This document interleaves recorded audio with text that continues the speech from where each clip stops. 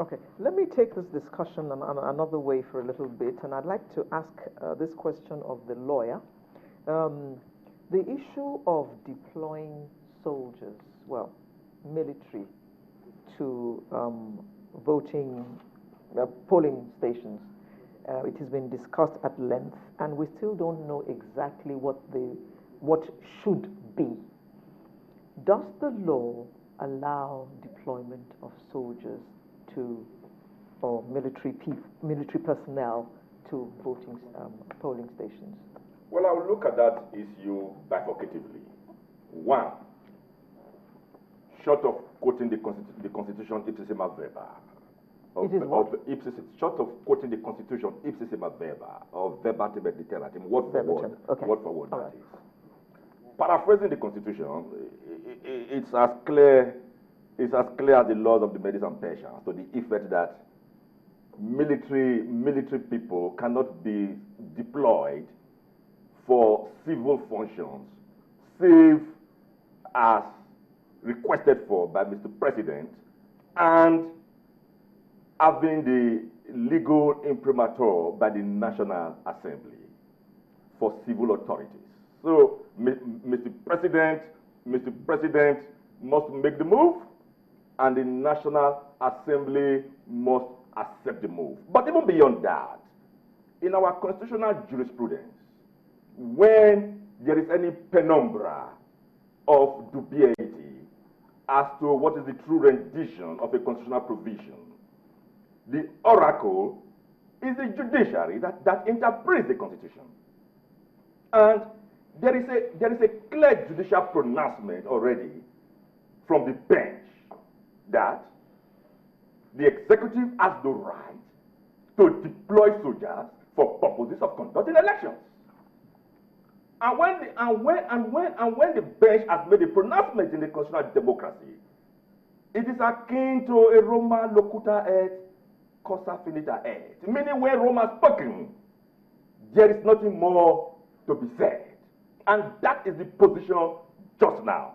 But I am happy. I'm sorry, Madam. Honorable, yes. one moment. Yes. The police is supposed to deal with this matter. Very well. Correct? Am I yes. correct? Now, suppose the Inspector General of Police confronts an issue or a problem that his men cannot deal with.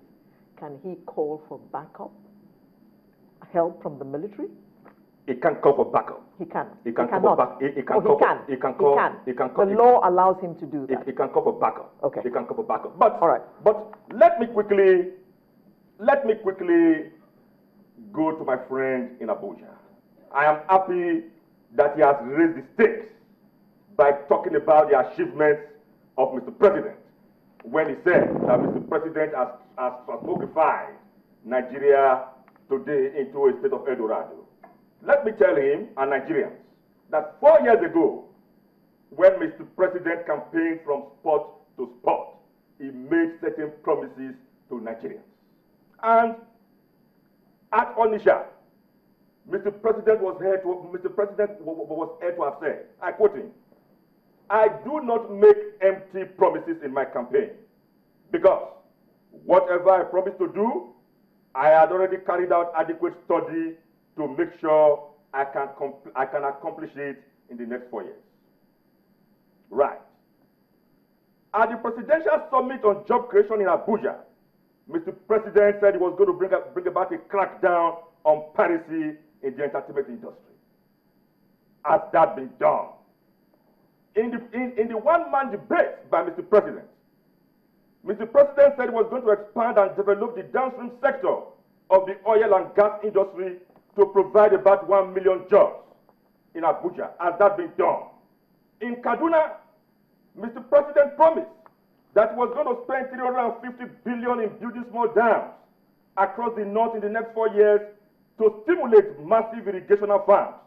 This took place at the Northern Economic Summit in Kaduna. Has that been done? Mr. President said he was going to build a car manufacturing or assembly plant in his meeting with the leaders of the National Union of Road Transport Workers. Has that been done? And in Ondo 4 years ago, Mr. President promised to set 50 billion aside in the 2011 budget to facilitate employment for youth. Has that been done? Yes. In Ibadan, Mr. President, in the Southwest launch of the campaign, promised to run a transparent government, treat all citizens equally, respect law and order, turn around the nation's bad road network. Is that the situation today? In Osogbo, the truth of the matter is that today the nation, 4 years after Mr. President's stay in the villa, the nation is in a state of political sciatica, economic radiculopathy, social Ebola, and spiritual and moral state of erebocism. And that is why the people are shouting for change. And rather than for PDP to address these issues, there has been a recourse to politics of mediocrity, politics of mediocrity, politics of prebendalism, politics of mercantilism, politics encouraging on Mengistian tribalism, ethnocentric chauvinism, pestilential nepotism, and rabid